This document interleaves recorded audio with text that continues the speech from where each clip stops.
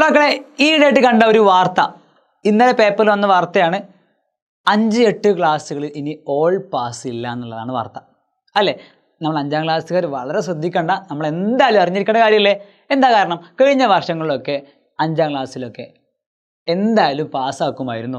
എന്നാൽ ഇനി മുതൽ കുറച്ച് ടൈറ്റാക്കാൻ പോവാണ്, കാര്യങ്ങളൊന്നും കൂടെ ഒന്ന് കഠിനമാക്കാൻ പോവുകയാണ്. നമ്മൾ മനസ്സിലാക്കുക, നെഗറ്റീവ് അടിക്കേണ്ട, വെറും പോസിറ്റീവ് മാത്രമേ നമ്മൾ പറയുന്നുള്ളൂ. നമ്മൾ അറിഞ്ഞിരിക്കേണ്ട കാര്യമായതുകൊണ്ട് പറയാണ്. ഓക്കെ, സോ നമ്മൾ ആ രീതിയിൽ കാര്യങ്ങൾ അപ്രോച്ച് ചെയ്യണം. അതായത് ഇനി പഠിച്ചിട്ട് പോയാൽ മതി എക്സാമിന്, അല്ലാതെ വെറുതെ അങ്ങ് ചെല്ലണ്ട എന്നാണ് പറഞ്ഞത്. ശരി തന്നെയല്ലേ? നിങ്ങൾ ആലോചിച്ച് നോക്കുക, ഒരു വർഷം മൊത്തം പഠിച്ച് ഒന്നും അറിയാതെ പോയിട്ട് കാര്യമുണ്ടോ? ഇല്ല. അപ്പോൾ കേന്ദ്ര സർക്കാർ പറയാണ് ഇനി പഠിച്ചിട്ട് മക്കൾ എന്ത് ചെയ്താൽ മതി, എക്സാം എഴുതിയാൽ മതി. പേപ്പർ കട്ടിങ് മൊത്തം കാണണ്ടേ? ഇതാണ് പേപ്പർ കട്ടിങ്. സോ ഇനി മുതൽ എന്തെല്ലാം 5ാം ക്ലാസ്സുകാർ ശ്രദ്ധിക്കണം, 8ാം ക്ലാസ്സുകാരും ശ്രദ്ധിക്കേണ്ടതാണ്.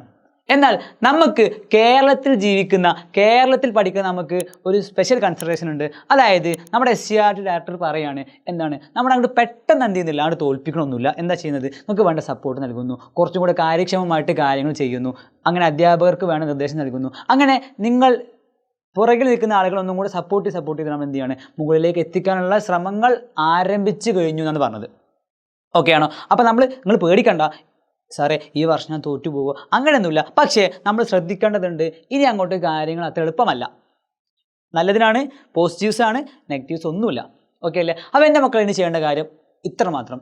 എല്ലാ സബ്ജക്റ്റും 5ാം ക്ലാസ്സിൽ എല്ലാ കാര്യങ്ങളും നിങ്ങൾ എന്ത് ചെയ്യുക, കറക്റ്റായിട്ട് പഠിച്ചിട്ട് മാത്രം പോവുക. നമ്മുടെ ഭാഗത്ത് നിന്ന് ഒരു എഫേർട്ട് ഇടുക. ഓക്കെ, അപ്പോൾ ചില ആൾക്കാർ ചോദിക്കും, സാറേ ഇതുവരെ ഞങ്ങളൊന്നും പഠിച്ചിട്ടില്ല, ഇതുവരെ ഒന്നും പഠിക്കാൻ പറ്റിയില്ല, ഡിസംബർ എക്സാമും അങ്ങനെ പോയി അല്ലേ, വേണ്ട പോലെ ഒന്നും ആയിട്ടില്ല, ഇനി എന്തെങ്കിലും ചെയ്യാൻ പറ്റുമോ? യെസ്, അതിന് നിങ്ങൾക്ക് വേണ്ടി എഡ്യൂപോർട്ടും നിങ്ങളുടെ കൂടെ കൂടുകയാണ്.